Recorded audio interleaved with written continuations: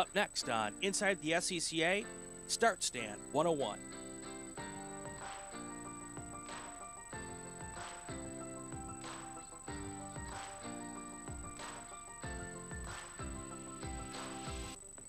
On this episode of Inside the SCCA, we're going to talk about how to be a starter. It's the latest in our series, SCCA 101, where I go through all of the different specialties in all of the different programs and help people learn what they need to know to get started becoming a volunteer worker with the club.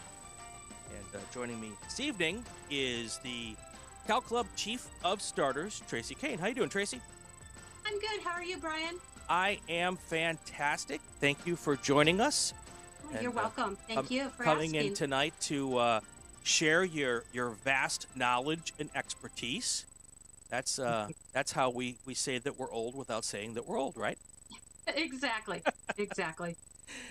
So we start every show, and I start every show the same way, regardless of whether I have a driver or a club, someone from National or a volunteer worker. I start with the exact same question every time. How did you get mixed up in this crazy sport that we love? Okay, that goes way back. That goes back to the 80s, and that's going to show you more of my age right there. I was always taken to roundy round tracks, and so that started the love for racing right there. But then my nephew, when he came along, got into go-karting, and I worked in the pits for him and ended up doing videography. All of his races, I was the one that put on camera and with either stills or video camera. And then from there, I ended up dating my husband, and he was involved in CalClub, and he pulled me in 06 was when I became a member. So I've been here for quite a while. And then go ahead. Go ahead. So say, who took you to the roundy round tracks the first time? My parents.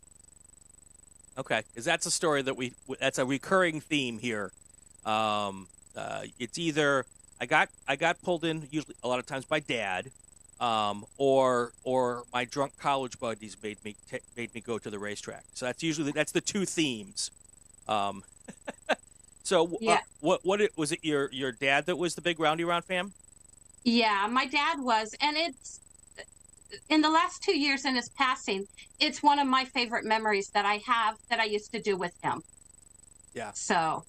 Yeah, that's I think that's a lot of us who came up with our parents. It was my parents who got me started as well, and some of my most fond memories of my my high school youth is going to the racetrack and learning about the sport. So.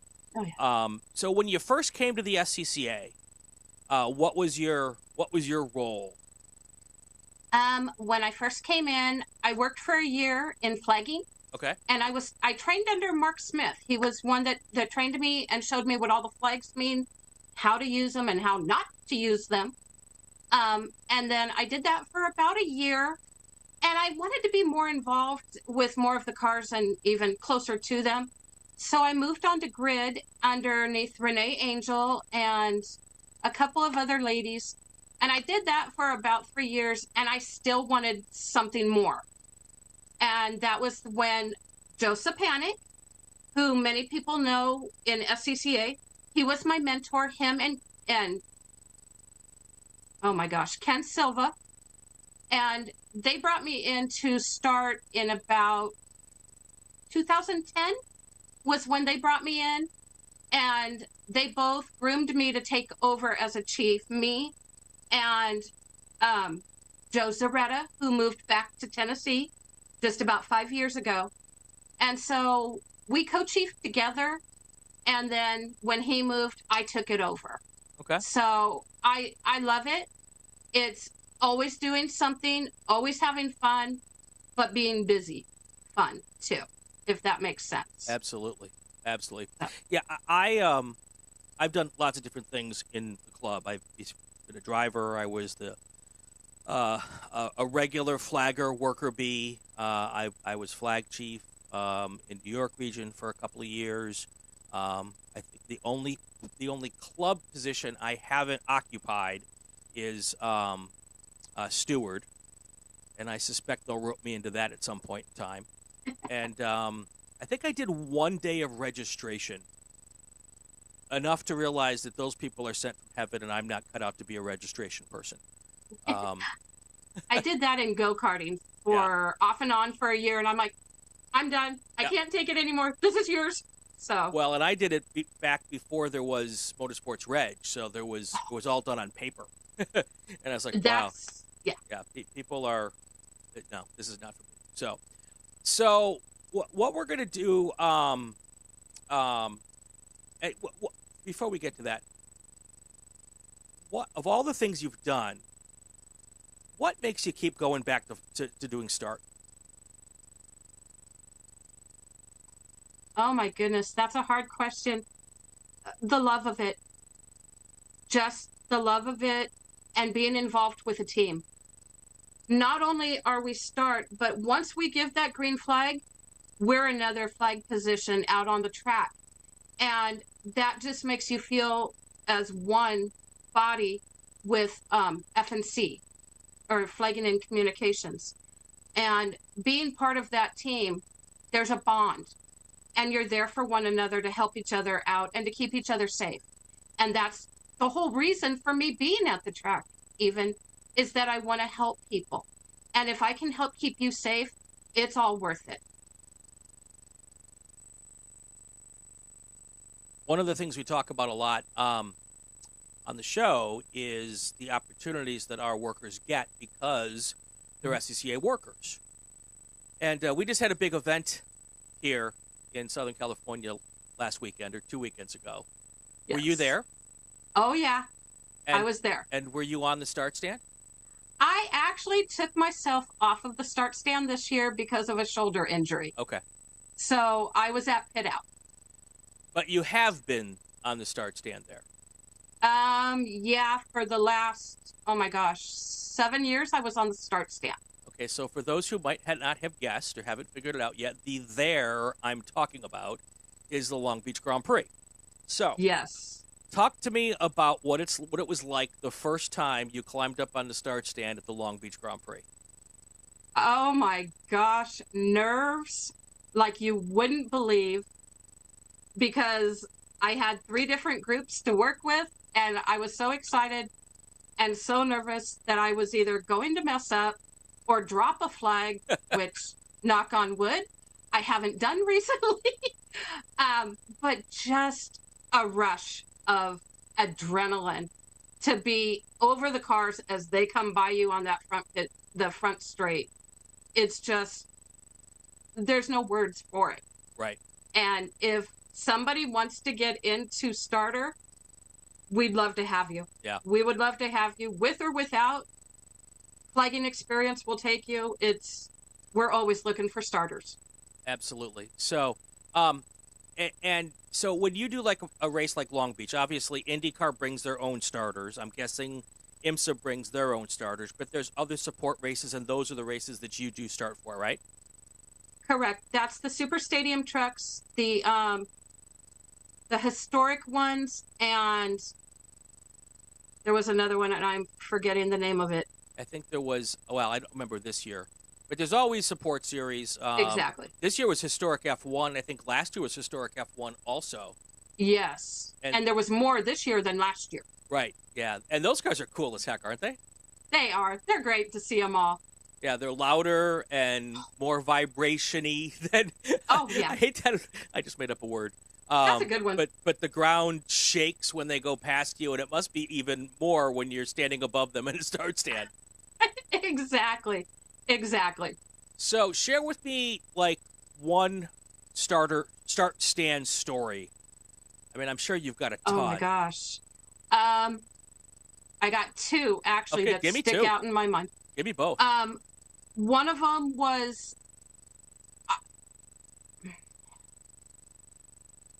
trying to think. Stadium trucks. Love them to pieces. And they have 2 jumps coming to the start stand. And in between those jumps, there's a bridge that goes across. Well, if you're not used to it, like I wasn't that year, And they took the jump, and they took it so high that it looked like they were going to hit the bridge, that I actually let out a scream. But when they landed, he landed cockeyed. Uh-oh. And it spun the truck sideways, and he literally rolled it. So we actually had an alert on the front straight with the Super Stadium trucks. Right. And so that was my first one with that one. That was, well, I'll always remember that. And then the other one actually was with IndyCar. And a friend of mine was their starter. His name's Paul. And it was about 6 to 7 years ago. And him and I had become friends through, of course, starter experience and everything. And every time I tried to back off and step away from him, he'd go, "No, I want you up here next to me."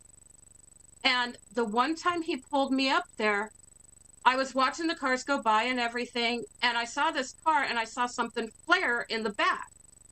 Not knowing what it was, I watched it go by, and the car was literally on fire. And so we had, of course, another alert, which I hate alerts. But with the last 2 races, I'm staying away from that word. But yeah, so those are the 2 that will always stick out in my mind, even when I'm not a starter. Sure. Which isn't anytime soon, I hope. So. Now, your whole family is involved with the club. Correct. And when you come up on race weekends, it's you and your husband and your boy. Yeah, and, Sammy. He's always that most helpful kid.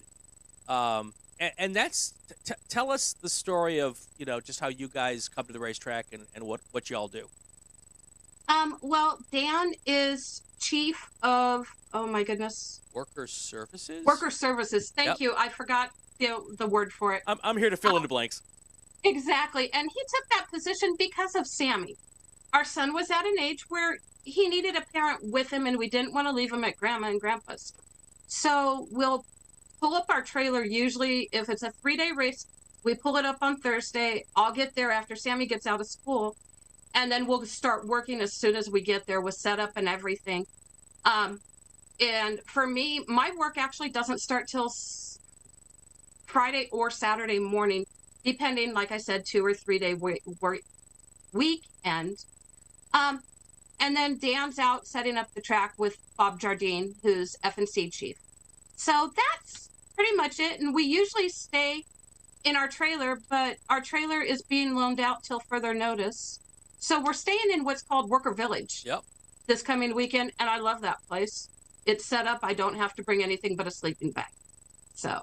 Yeah. That's one of the perks of coming to work up at Buttonwillow is yes. we offer a place for everyone, all the workers to stay. And yes. It's air conditioned, which on a weekend like the one we're about to get into, when it's supposed to be 95 plus each day, the air conditioning is very important. And then, of course, when it's cold out in January, it's heated. There's showers and a little tiny kitchenette. Yeah. So you're not going to make Thanksgiving dinner there, but you can certainly, warm up your breakfast, and there's hot coffee and all that kind of stuff. So exactly. So really, there's bunk beds to sleep in. Yep. Bring a sleeping bag or sheets. It's yours. Yep, absolutely. So, all right. So this is a good time. We're going to take a break, and when we come back, we're going to go and do Starter 101. It's basically going to be you treating me like I know nothing, which is not hard for people to imagine. So we're going to do that. Stay with us. You're watching Inside the SCCA. We're talking about starting. That's next. Decades of sports car racing success comes from Goodyear Racing Tires' dedication to grassroots motorsports. Too many trophies and championships to count, and a commitment to continuing that tradition fuels continued tire development. From the professional levels of motorsports to the pinnacle of amateur racing in the SCCA, Goodyear Racing Tires are made for winning trophies. Follow @RaceGoodyear on Facebook or scan the QR code. Goodyear Racing is more driven. Sentinel by Candelaria Racing Products is a comprehensive motorsports video system, incorporating live streaming, local recording, picture-in-picture, flag status, leaderboards, data overlays, and more. Perfect for endurance racing, sprint racing, and HPDE, Sentinel includes everything you need to get started. With the ability to control the live feed from the cloud, and GPS Auto Start will never miss an on-track moment. What are you waiting for? Get your Sentinel today. Vintage Racers for Rescues. Racers rescuing dogs and cats from high-kill rural shelters and high-risk situations. Virginia and North Carolina have the third highest euthanasia rate in the U.S., and Vintage Racers for Rescues founders Robin and Dave Handy decided to do something about it. Vintage Racers for Rescues is a 501c3 charity that saves between 300 and 400 animals every year, nursing them back to health, finding foster homes, and eventually forever homes. VintageRacersForRescues.com. Use the QR code to find them on the web or to make a donation. Corgi Sport is your one-stop shop for new and used mini parts and accessories. Whether it's driven on the street or on the racetrack, we have everything you need. From the small interior parts all the way to used and rebuilt motors. And with our sponsorship of the GPM race team, who travel to more than 30 tracks east of the Mississippi, we have a built-in delivery system that can save money on delivering large parts. Our line of Corgi Sport apparel celebrates the special bond between mini owners and their dogs. Mention this ad for a 10% discount at corgisport.com.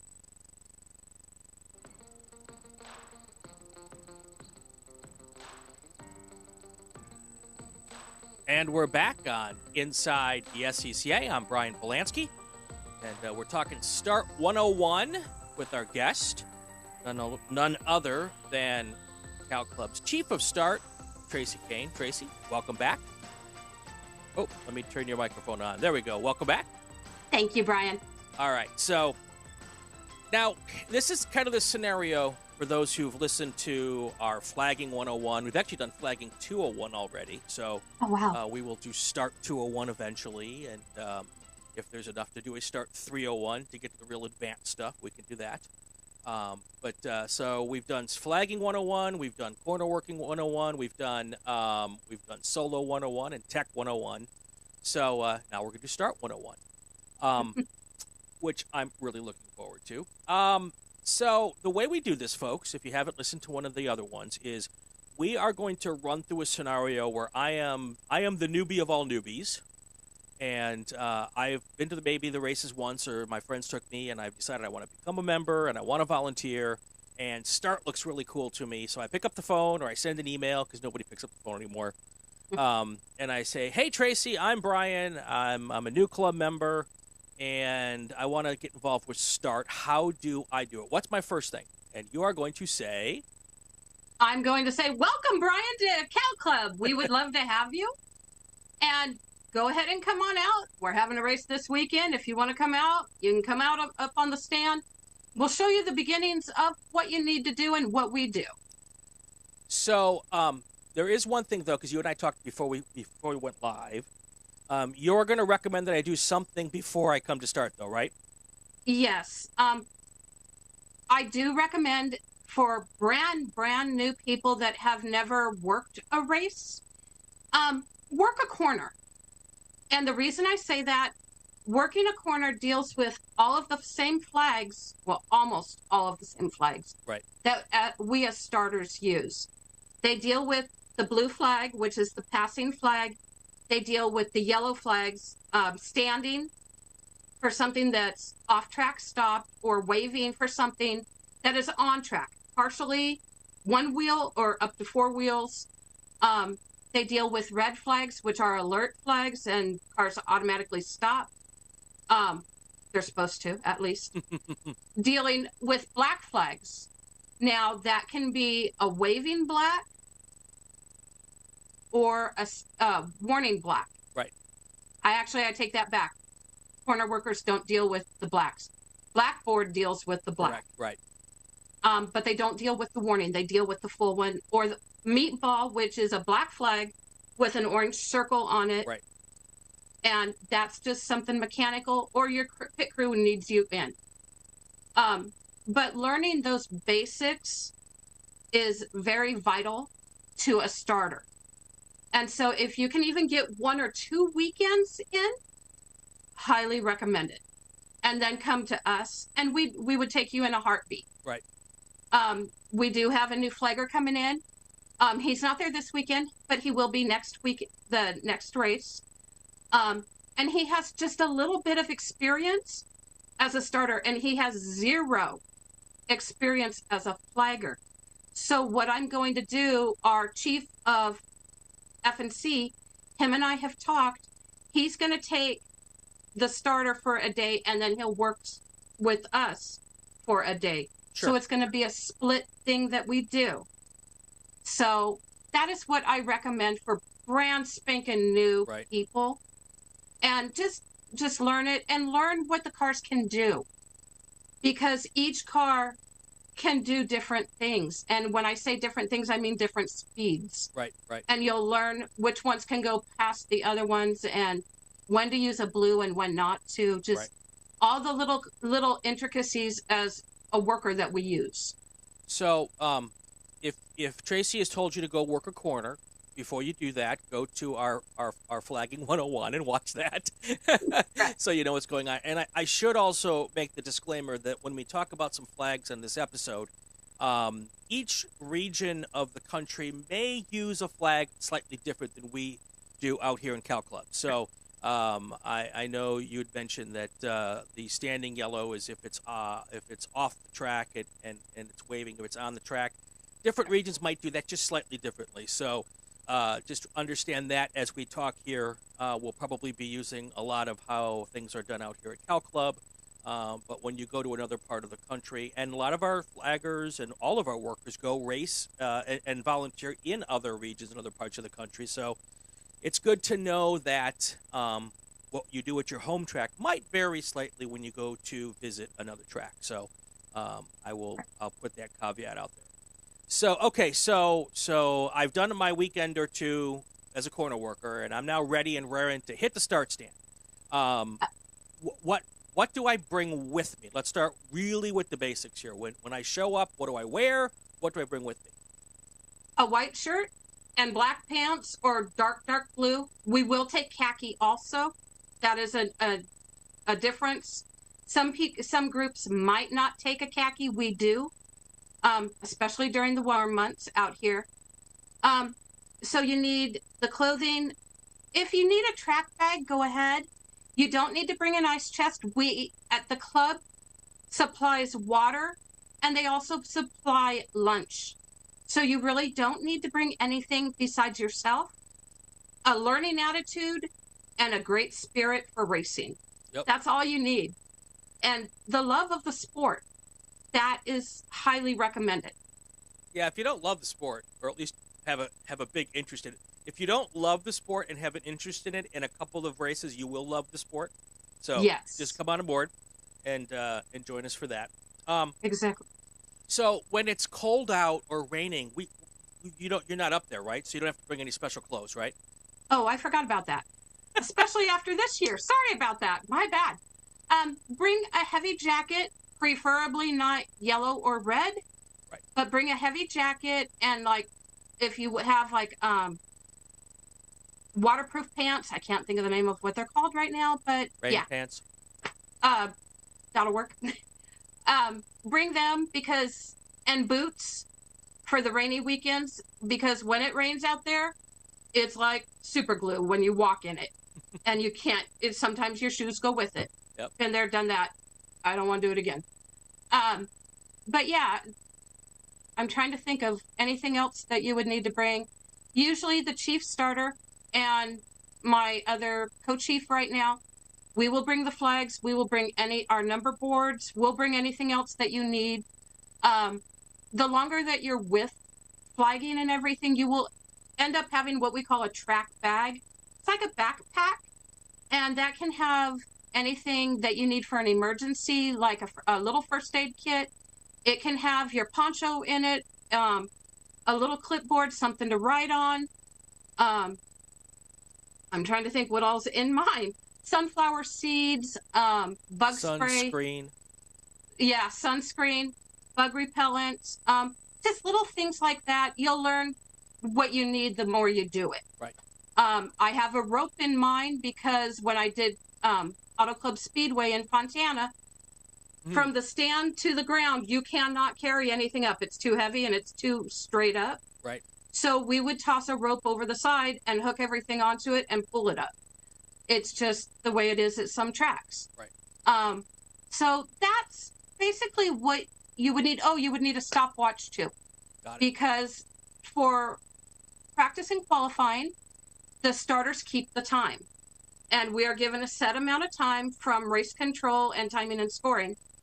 And then during the races, timing and scoring takes over and they keep the time, but we are the backup timekeepers for it. Sure. In case that goes down or anything. I can't think of anything else. I'll probably think of it on Saturday while I'm at the track. Well, and, we'll probably come up with stuff as we talk here also. One other thing we should note probably also is that most racetrack start stands require you to have the ability to climb some sort of a ladder or stairs to get into the start stand. Like you said, Auto Club Speedway is literally a straight up ladder.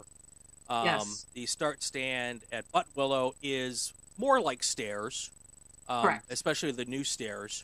But everything varies from track to track. So you might have a little flight of stairs, but they're usually pretty steep, and or you might just have a straight ladder to get up there. So you do have to have the physical ability to be able to get up and down. Yes.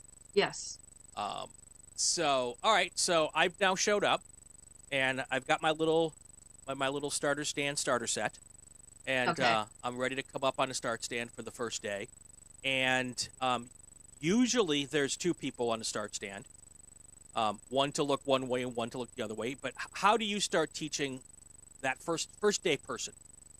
The first person my co-chief is Chuck. So if you hear me use that name, you know I'm referring to my other starter. Chuck and I would actually let you watch over our shoulders until like lunch. Okay. Getting the gist of everything. Now, the lead starter is the one that throws the blue flags, the green, and the checker. Your backup starter, or Chuck in this case, he would be watching the other way. Usually he does all the radio calls. Whoever is the backup starter does all the radio calls. He does the number board on any mandatory flags that we have to do, which when I say that, I'm referring to the black flag, either furled or unfurled.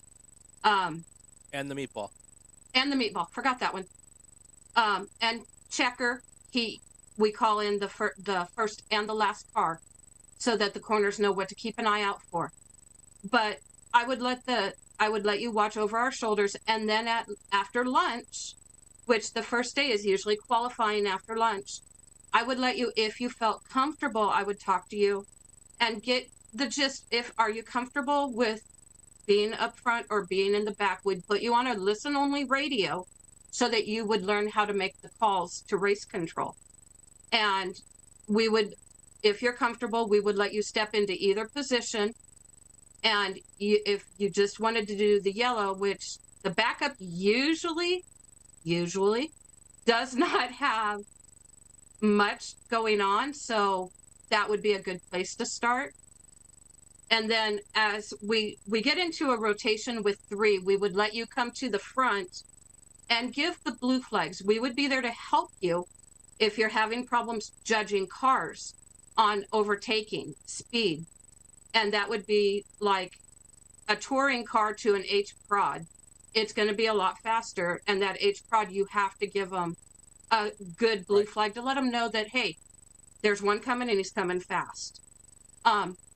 So we would do it that way. Go ahead. I was just going to say, so this is why you recommend or kind of push your new starters to go spend a couple of days as a flagger, because all of the skills you're talking about right now are essentially the skills you learn as a new flagger as well.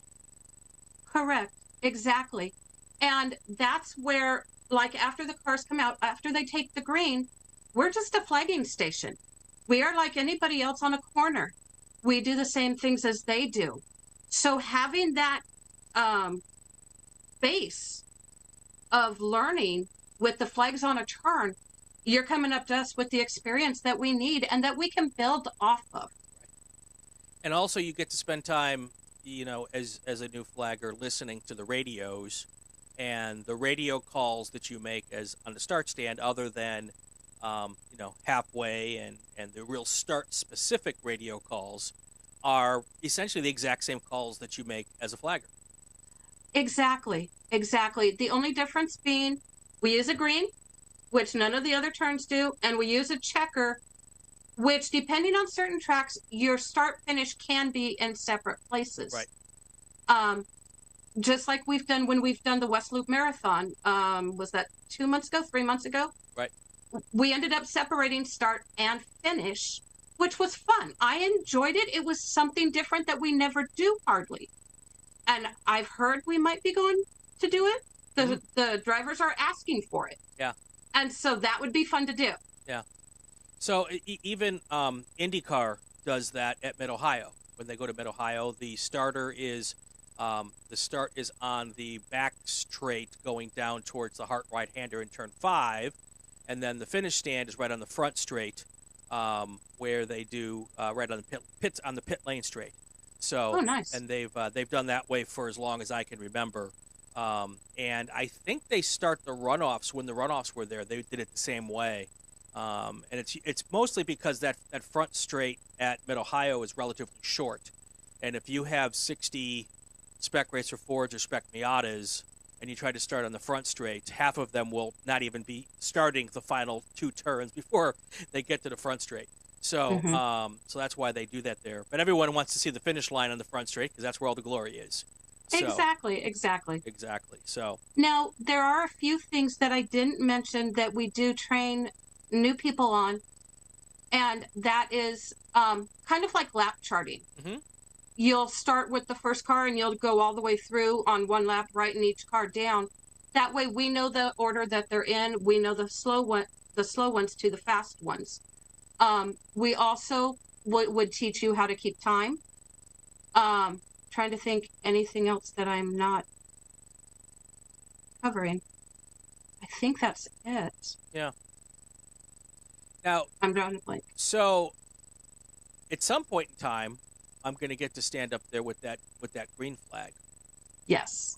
That's, arguably half of the 2 coolest things that the starter gets to do.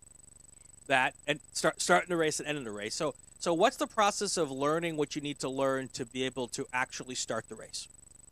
I learned through watching my 2 mentors, and there are some things that I do look for. And number 1, I want you coming at me at a non-racing speed. If the pace car is out there and he sets your speed, please keep it, because I don't want you coming at me in your top gear, because I will do what is called an abort. And when I do an abort, you got to go around another time before I give a green flag. And I can do it as many times as I want per the stewards up in race control that I know. And if I do it 2 times and you still come at me a 3rd time, not formed up and at a racing speed, they will pull the group in. I don't like to do an abort. Right. I hate doing them because I want drivers to enjoy the race. I want workers to enjoy it. That's what we're there for. So when they come at me off of the last turn and they're coming to take the green, I am looking that they're formed up. And when I say formed up, 2 cars to a row, not 4. Well, that never happens. Oh, never. I actually I will tell you a start that I did, and it happened twice to the same group in 2 laps.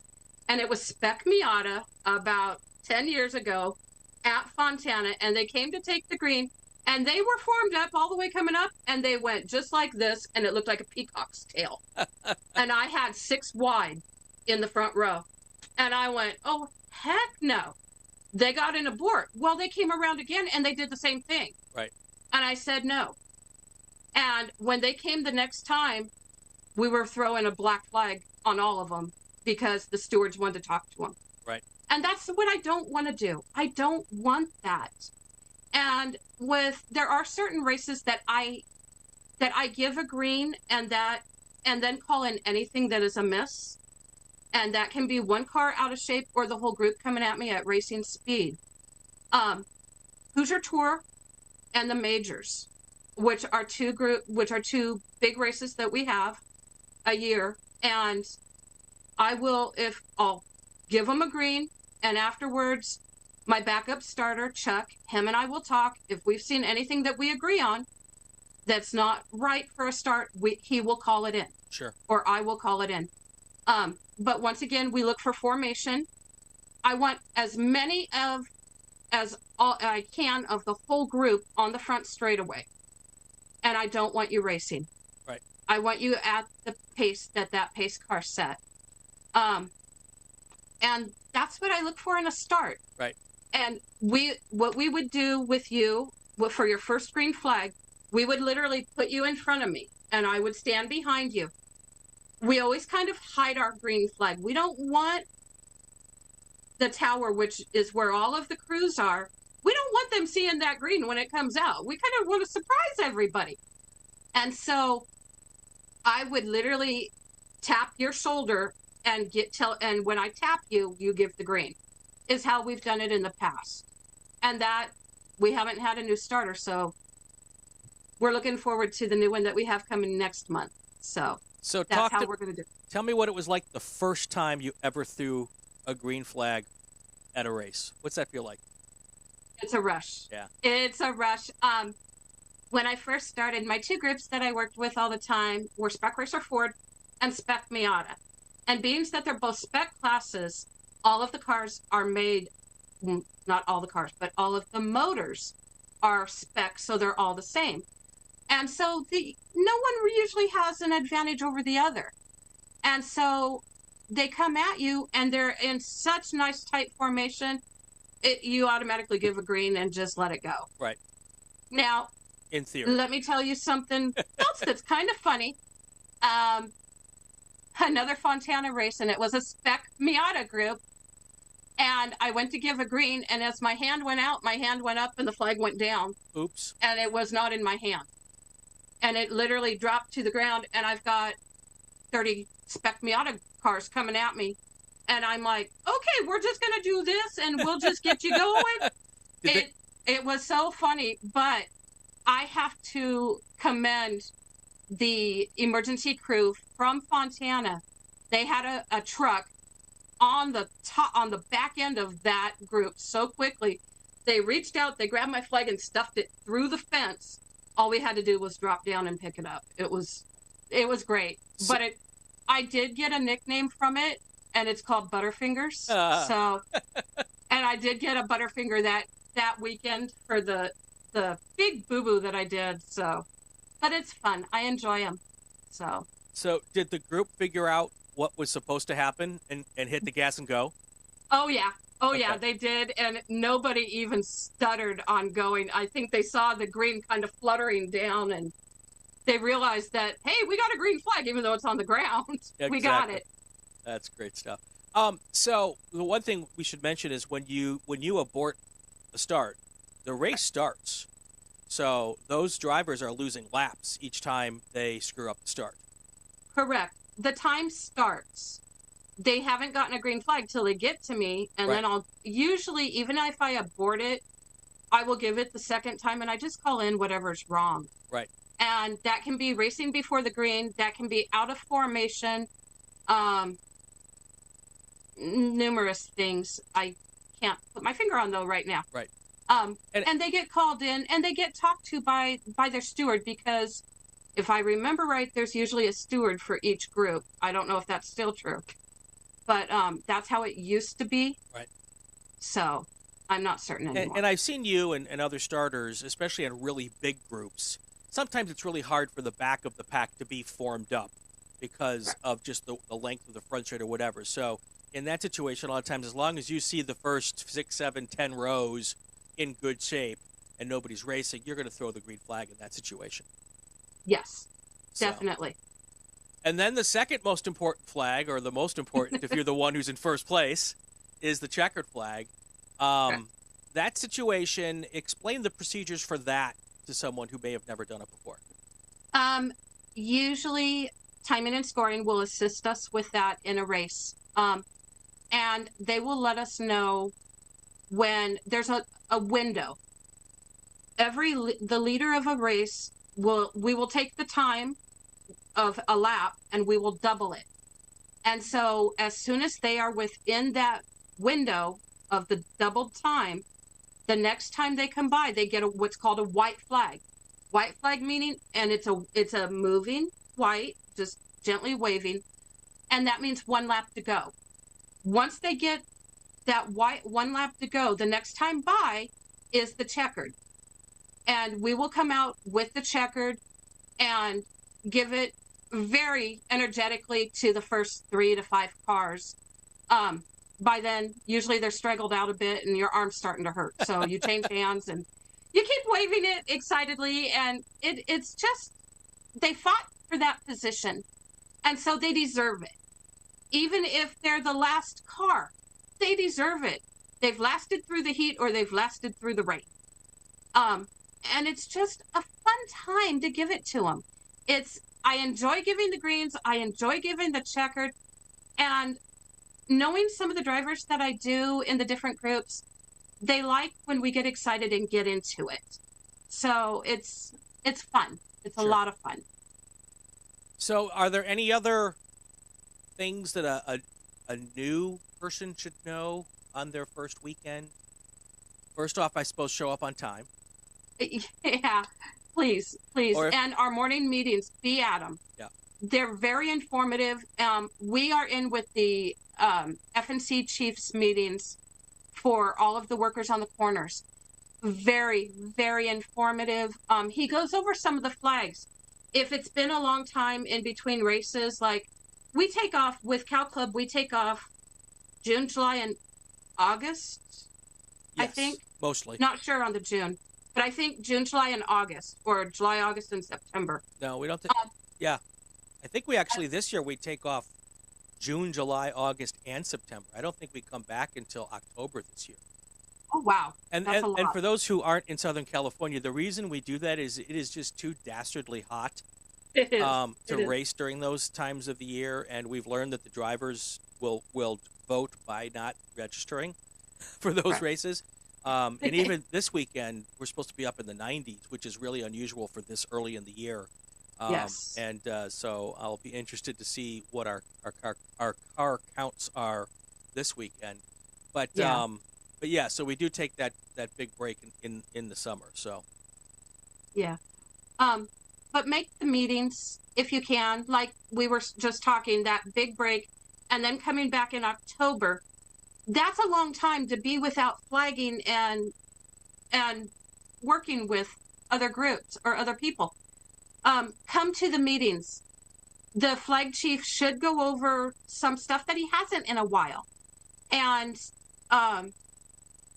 listen in on what the other seasoned veterans say that are corner workers. It's informative. Even if you make a friend there and are introduced to people, the flaggers at CalClub are a family, but we welcome in everybody, and we want to get to know you. If we can help you out, we will. Bring the questions to us because they're not stupid. No question is silly or stupid. We're there to help each other. We're there to learn. And if you're not learning, why are you doing something? Right. Is my opinion. If I'm not helping or keeping someone safe, then it's not worth it. right. I'm there for you. I'm there to keep everybody safe. As long as you don't take me out on a stand, I'm fine. So, yeah, we won't go there. That's another time. So I always tell new people, no matter what they're volunteering to do, there's two things that are exceedingly important, maybe three things, to becoming a successful worker within the SCCA. The first is come wanting to have fun, because yes, that's why we do this. that's right. The second thing is, and you've already touched on it, is ask a lot of questions. Yes. There are no dumb questions. I know that's cliche, but it's true. And then the third thing is be a really astute observer and watch real closely how Tracy does what Tracy does, how Chuck does what Chuck does, or how whomever you're training with, no matter what your volunteer position is. Watch their mannerisms. Watch their because all of us who do particular jobs, when I was a flagger, I did it the same way every time. I came up with a system that worked for me. Now, that doesn't mean that you have to do the exact system that I learned, that I taught myself to do, but you come up with, but usually it is your mentor's system that you adopt over time. Right. And then if you ever get the chance to go to a different place, I always want people to go to another track to see how someone else does it.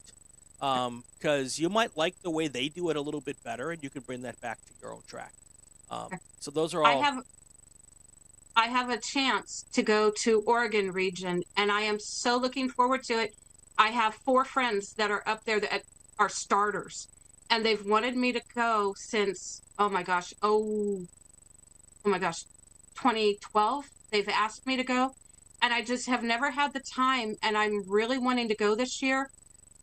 But going as a national starter, which is what my rank is as a national, I can go anywhere in the United States or abroad if I choose to. I just let people know before I go. But like you were saying, Brian, I'm going to go and I'm going to stand back. I'm going to watch how you do it, because it might not be exactly the way that I do things. And I don't want to go up there and be doing things totally opposite of the way that they do things. It's not right, and it'll confuse the drivers. Right. But more than that, it'll also confuse the stewards and the people in race control. And you'll end up being called in, and that's not fun. Yep. So go and enjoy, but also, like you said, be astute. Be an awesome student of theirs for a day, and then get into it. This is a perfect time to take a short break. And then when we come back, there's one other cool job that the starter does, and I don't even know that Tracy knows what I'm going to go with this. But it is kind of, I think, the coolest job. And she's looking at me like, what's he coming up with? I might know, but I'm not quite certain. All right, so that's a good tease. We will do that when we come back. Stay with us. This is Inside the SCCA. My guest, CalClub Chief Starter, Tracy Cain. We'll be back in just a minute. Decades of sports car racing success comes from Goodyear Racing Tires' dedication to grassroots motorsports. Too many trophies and championships to count, and a commitment to continuing that tradition fuels continued tire development. From the professional levels of motorsports to the pinnacle of amateur racing in the SCCA, Goodyear Racing Tires are made for winning trophies. Follow @RaceGoodyear on Facebook or scan the QR code. Goodyear Racing is more driven. The Roadkeeper HD video and data logger was developed using our experience in motorsports, driving experiences, and beyond. It brings dual stream HD video combined with high-quality GPS data within reach of everyone at the track or on the road. Travinci Systems is an official Runoffs contingency sponsor, and it's not too late to sign up. On-site registration is available at the contingency desk in Tech. The Roadkeeper HD meets SCCA's requirements for forward-facing cameras. Take advantage of 2022 Runoffs pricing for the Roadkeeper HD, $324 plus shipping. That's $75 off. Offer is good through Christmas. Grass Paddock Motorsport provides Mini Cooper race car rentals, trackside support, and coaching at tracks all over the eastern half of the country. GPM provides podium-capable rentals for B-Spec, the fastest-growing class of racing in the SCCA for 3 years running, and now the 4th largest class overall. We have a unique approach where our cars are located near the track you want to race instead of being in a central location with large towing fees. Come join us at Grass Paddock Motorsports, where Grass Paddock is an attitude and not a location. Mention this ad for a 10% discount and find us at www.grasspaddock.com. Racing for Heroes is proud to be a partner of Inside the SCCA. RFH is a nonprofit devoted to helping veterans suffering from the seen and unseen wounds of war through racing and our range of programs. RFH's programs include health and wellness, motorsports therapy, community outreach, education, and employment. Visit racingforheroes.org to learn more and find out how you can help. Cruise Associates is honored to have sponsored this message.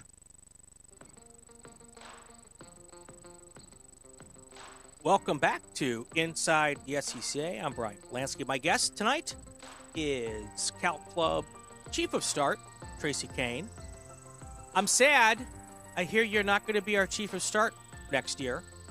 No, I'm stepping down. I've done it for 13 plus years, and I've got some new things going on in life, so I need a little bit of a breakaway. I'll still be a flagger or starter, whichever way you want to look at it, but I need a little bit of breathing room. So I hear you. But Chuck is taking over, and oh my gosh, when he came to start, he was an answer to prayer because he's been with CalClub almost as long as I have, except he came in about a year or two later. Knowledgeable, but also fighter pilot, Navy, I believe. And yeah, he was a Marine chopper pilot. Yeah, thank you. I knew something in there. I wasn't sure which way to go, though. Great guy, good friend, and I'm there to back him up. Well, I'll still be there for him. Cool. But hopefully I can work other areas, too, is what I'm looking to do. Nice. Well, there's always a space for you up in the announce booth. If you need help, if give it's me a ever call. too hot, too cold, or too wet. I like that, and I might take you up on those rainy days. That's right. Come on up and sit in for a session. That'd be awesome. So there is one other thing, and maybe you figured it out. And we don't do it every race, and every track doesn't always do it the same way. But a lot of times when the race is over, oh yes, you get to climb down and hand the flag to the winning cars for them to go on their victory lap. And look, tell me about the look on the face of a driver who may have just gotten their first ever win when you hand them that flag. Is that not awesome? It's a blast, and it's a rush, not only for them, but for us, because we're so excited for them. Yeah. Their team comes down, and they literally will jump in the car with them to go on a victory lap. And it's awesome to have the feeling to hand them a checkered flag. It's not the checkered flag, right, but it's one. And when we do it, it's a special race, and it'll have the name of the event and the dates with the year on it. What is really neat, I've actually had drivers stop on track and hand them to a corner worker. And that is the best thing, because that corner worker helped get them through a sticky situation, whether it was a blue flag or helping them with a yellow or something. It's just, yes, Hoosier Tour. Yeah, I'm trying to pull one. Now, in all fairness, I'm going to say I didn't win this. This is a set prop. So I don't want to let anyone think I'm like stealing my time and thunder that I didn't earn. But this is the flag for one of our Super Tour events, I think last year, that I was able to abscond with so that I could have it as a decoration on the set. But I love it. Why I'm doing all these. No, it's a neat feeling to see them do that. And what's also cool about that, Tracy, is especially when it's a driver who we've watched come up through the ranks, who we've seen from their first race ever, and maybe 3, 4, 5 years later they get that first win. And these drivers, I mean, we say this a lot on Inside the SCCA, that the club is a family. Yes. We know these people; they become our friends. We feel bad for them when their car breaks or when they get into a wreck, and we also win with them when they win, right? Exactly. It's kind of like you do with a family. You cry together, you laugh together, and you celebrate together. And that's what we, as CalClub, we do. Or SCCA, sorry. Absolutely. Yeah, and again, I've talked about this a bunch. I've been racing all over the country because of my career, up and down the East Coast, starting in the Midwest, now out here at CalClub. And that family theme is something that goes, and no matter where you are racing within the club or working within the club, it's that family thing that keeps all of us coming back. So that's really cool. Do you have one last story you can share with us? I know you told a couple stories about Long Beach. Do you have a club racing story that you can share with us before we head out? I actually do, and it's actually kind of involving racing, but kind of not. Right after I had my son, he's 14 now. He was still in a stroller and everything. I was working grid at the time. Or no, I was actually a starter, but I had went down by grid because I wasn't working in a starter position because of the baby. One of our, I'm trying to think what car he drove, Andy Porterfield. Okay. Drove one of the big cars. I can't even think of it. And we used to call it Battleship Gray. Anyway, if Sammy was upset or kind of fussy, I could go and stand 20 to 30 feet from the back of that car. And just the vibration of the car idling would put my son to sleep. And when I told Andy that, he told me literally, anytime you need me, come by my pit. I'm there for you. That's family. But there is one more thing. If you come to CalClub and you have an RV, bring it. We do have a little paddock for the worker. It's like a worker RV campground. And every night, or some nights, we do a campfire and everybody brings a chair and we just sit around talking racing. Whether that's from when you register to when you take a checker to a yellow. We're there for each other and we support each other through everything. But once again, Brian, that's family. Yep. And that's the racing family. Absolutely. Yeah, those who know Andy Porterfield, he was an absolute legend. And he raced mostly Chevy-powered stuff, so it was usually Corvettes and Camaros. Oh, yeah. And I just pulled up the big gray car here. When I was leaning forward, I was using the Google. And absolutely one of our CalClub legends. And so cool. Thank you so much. You're welcome. It has been a blast having you on, and for those of you who are interested in becoming a member of the club and learning more about what we do, go check out any of our 101 series shows. And if there's a 101 series show that I haven't done yet, shoot me an email at raceannouncerbrian@gmail.com, and I'll find somebody who's smarter than me to talk about it and get them on the show, because we have a plan to do all of them. We did Rally 101. We've done a bunch. So check those out, and we will continue to do more. So, Tracy, I'm going to see you in a couple days up at Buttonwillow. Yes. We'll see you later, Brian. Absolutely. All right, so that's going to do it for another episode of Inside the SCCA. If you like what you're hearing, subscribe to the Racingwire Podcast Network or the Racing Network on YouTube, and so you won't miss any episodes. It would also be great if you leave a comment, especially if it's a good one. If it's not, go leave it on someone else's page. You can follow us on social media. It's at RacingWireNet on Twitter. That's where we find out where the next episodes are. I'm Brian Bielanski. Thanks for being with here. Thanks for being with us. New episodes next week. Have a good weekend and go play with cars.